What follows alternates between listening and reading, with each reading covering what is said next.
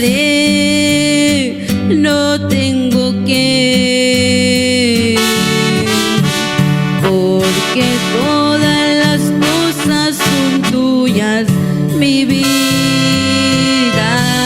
también, mi vida también. Solo mi ser, mi corazón puedo ofrecerte.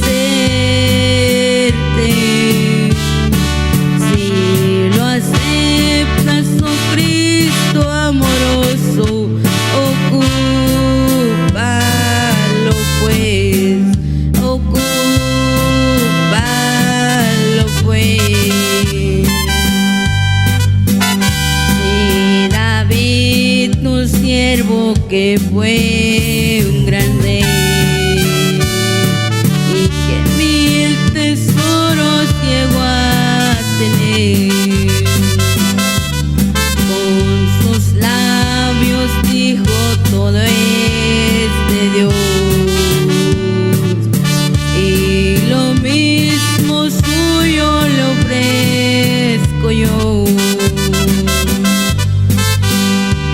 ¿Qué le daré? ¿Qué le daré? No tengo que,